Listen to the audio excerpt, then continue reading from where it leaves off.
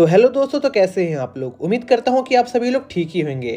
तो अगर आप लोगों ने अभी तक इस सीरीज के पहले पार्ट को नहीं देखा है तो उसका लिंक आप लोगों को डिस्क्रिप्शन में मिल जाएगा, आप वहां पर जाकर देख सकते हैं। तो ज़रा टाइम ना वेस्ट करते हुए चलिए इस वीडियो को शुरू करते हैं। तो जैसा कि आप लोगों ने पिछले पार्ट में देखा था कि पर्सिबल मेशन की सच्चाई सभी को बताता है कि वो असल में इस फॉरेस्ट को बचाने की कोशिश कर रहा है। इसी बीच उन पर एक मॉन्स्टर अटैक कर देता है जो कि मेशन का मास्टर ऑड था, जो देखकर मेशन को बहुत दुख होता है। तभी उन्हें पता चलता है कि ऑड की वैसी हालत एक नाइट ने की थी, जिस पर पर्सिबल और उसके साथी उस नाइट से लड़ने लगते हैं। पर वो उस नाइट को नहीं हरा पा रहे होते हैं क्योंकि वो नाइट किंग ऑर्थर की दी हुई क्यूओस पावर का इस्तेमाल कर रहा था। लेकिन तभी पर्सिबल एक बार फिर से अपनी पावर को जगाने में कामयाब हो जाता है और कुछ देर की लड़ाई के बाद वो उस नाइट को हरा देते हैं। साथ ही वो लोग ऑड को भी पहले जैसा कर देते हैं। तभी पर्सिबल फैसला करता है कि वो किंग ऑर्थर को हराकर इन सभी हो रही बुरी चीजों को खत्म कर देगा, जो सुनकर सिन झट से इसके लिए तैयार हो जाता है और वो लोग अपने इस मिशन के लिए निकलने वाले होते हैं। लेकिन तभी मेशन भी उन्हें ज्वाइन करने का फैसला करता है। अब आगे तो इस पार्ट की शुरुआत में हम एक किंगडम का सीन देखते हैं जहां पर आयरनसाइड एक आदमी से किसी चीज को ढूंढने के सिलसिले में मिलने आया था, जिस पर वो आदमी आयरनसाइड को इन्फॉर्मेशन देता है कि आयरनसाइड जिस चीज को ढूंढ रहा है वो इसी सिटी में मौजूद है, लेकिन उन्हें उस चीज की लोकेशन को ट्रैक करने में थोड़ा सा समय लगने वाला था। इसलिए वो आदमी आयरनसाइड से थोड़ा सा और टाइम मांगता है। इसी दौरान हम एना को देखते हैं जो केडन के साथ खड़ी थी, पर एना देखती है कि उसका भाई अपने होश में नहीं था क्योंकि कोई डार्क पावर ने उसके भाई की बॉडी पर कब्जा कर लिया था। और जब एना ये सब सोच रही होती है उसी दौरान आयरनसाइड की नजर एना पर जाती है, जहां पर आयरनसाइड देखता है कि एना काफी ज्यादा बड़ी और खूबसूरत हो गई थी और अब उसकी शादी की उम्र हो रही थी। इसलिए आयरनसाइड केडन से एना की शादी उसके बेटे के साथ करने को कहता है, जिस पर केडन खुशी खुशी एना की शादी आयरनसाइड के बेटे से करने के लिए तैयार हो जाता है क्योंकि वो आयरनसाइड का फेवर हासिल करना चाहता था।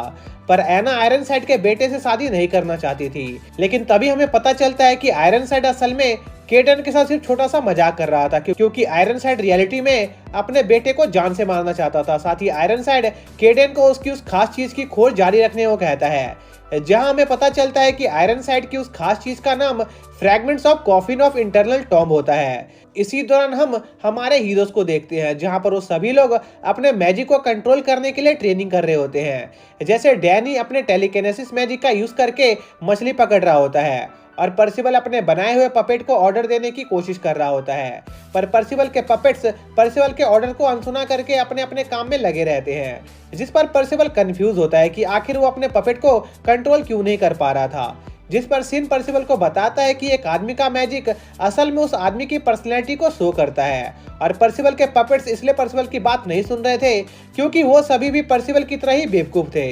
वहीं दूसरी तरफ मेशन उन छोटे पर्सिबल पर अपने खतरनाक पॉइजन से एक्सपेरिमेंट कर रहा होता है। इसी बीच सिन पर्सिबल से पूछता है कि आखिर लास्ट टाइम पर्सिबल ने जो स्वॉर्ड समन की थी उसकी इमेजिनेशन का आइडिया उसे कहां से आया था, जिस पर पर्सिबल अपने बैग से एक नाइफ बाहर निकालता है जिसकी मदद से वो और उसके ग्रैंडफादर हंटिंग किया करते थे। और पर्सिबल जैसे ही उस नाइफ का नाम लेता है वो नाइफ एक स्वॉर्ड में बदल जाती है, जो देखकर वो लोग समझ जाते हैं कि पर्सिबल का वो नाइफ असल में एक मैजिकल वेपन है। जो सुनकर पर्सिबल काफी ज्यादा कंफ्यूजन में होता है क्योंकि वो उस नाइफ को अपने बचपन से यूज कर रहा था। इसलिए पर्सिबल को यकीन था कि वो नाइफ असल में कोई मैजिकल आइटम नहीं बल्कि एक सिंपल नाइफ है। परमेशन और डैनी पर्सिबल के पास मौजूद इतने सारे मैजिकल आइटम्स को देखकर ये बात जानने के लिए काफी ज्यादा एक्साइटेड होते हैं कि आखिर पर्सिबल के ग्रैंडफादर असल में कौन थे जो उनके पास इतने सारे पावरफुल मैजिकल आइटम मौजूद थे। पर पर्सिबल को अपने ग्रैंडफादर के बारे में ज्यादा चीजें पता नहीं होती है क्योंकि उसने कभी उनसे इस बारे में बात ही नहीं की थी और अब तो वो लोग इस बारे में कुछ और पता भी नहीं लगा सकते थे। और पर्सिबल बस इतना जानता था कि आयरनसाइड जो कि एक होली नाइट है उसने उसके ग्रैंडफादर को जान से मार दिया और आयरनसाइड ही उसके रियल डैड है जो किंग ऑफ केओस के कहने पर ये सब कर रहे थे। इसलिए पर्सिबल जल्दी से जल्दी कैमलेट जाकर किंग ऑफ केओस को हराना चाहता था, जो सुनकर मेसन थोड़ा चिंता में होता है क्योंकि उसके हिसाब से इस समय कोई भी कैमलेट नाम का किंगडम एग्जिस्ट नहीं करता था क्योंकि 16 साल पहले हुई वॉर के दौरान पूरा कैमलेट तबाह हो गया था।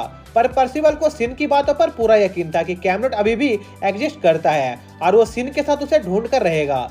जिसके बाद वो लोग मिलकर एक साथ खाना खाते हैं और वहां पर आराम करने लगते हैं। और इस सब में इतना ज्यादा मजा आ रहा होता है कि पर्सिवल का बिल्कुल भी उठकर चलने का मूड नहीं हो रहा था। इसलिए पर्सिवल एक बात इमेजिन करने लगता है कि अगर वो अपने मैजिक से विंग्स क्रिएट कर पाता तो उनकी जर्नी और ज्यादा आसान हो जाती। जो सुनकर डैनी को याद आता है कि सिन के पास कुछ स्पेशल मैजिक ऑप्स पड़े हुए हैं जिनसे वो लोग सीधे कैमरेट पर टेलीपोर्ट हो सकते थे। पर शॉकिंगली सिन ने अपने सारे मैजिकल ऑप्स का इस्तेमाल कर लिया था और अब उसके पास और ज्यादा मैजिकल ऑप्स नहीं बचे थे। और ऑप्स की बातें सुनकर मेशन को 7 डेडली सिंस की मेंबर मर्लिन की याद आ जाती है, जिसने कई सारे अलग अलग मैजिकल ऑप्स में अलग अलग मैजिक को स्टोर करके रखा हुआ था। साथ ही मर्लिन के पास काफी सारे पॉइजन के भी फॉर्मूला थे। और यह सब सुनकर मेसन के मुंह से एक्साइटमेंट से बहुत सारा खून निकलने लगता है, क्योंकि वो उन सभी पॉइजनस रेसिपी को हासिल करना चाहता था ताकि वो उन रेसिपी से नए नए एक्सपेरिमेंट कर सके। तभी पर्सिवल मेशन को वापस से उसके होश में लाता है, इससे पहले कि मेशन उन रेसिपी के बारे में सोच सोच कर पागल हो जाता। जिसके बाद वो लोग अपनी जर्नी को जारी रखते हैं, जहां पर काफी लंबे समय के ट्रैवल के बाद वो लोग सस्टाना नाम के एक विलेज में पहुंच जाते हैं। उस विलेज में पहुंचते ही पर्सिवल के पपेट्स अजीब सा बर्ताव करने लगते हैं और भागकर ठीक एक पेड़ के सामने पहुंच जाते हैं जिसके नीचे कोई खास चीज दबी हुई थी। जिस पर पर्सिवल बिना कुछ सोचे समझे वहां पर खुदाई करने लगता है, जहां पर से पर्सिवल को फ्रैगमेंट्स ऑफ कॉफिन का एक हिस्सा मिलता है, जिसे देखते ही सिन को पता चल जाता है कि आखिर पर्सिवल को क्या चीज मिल गई है।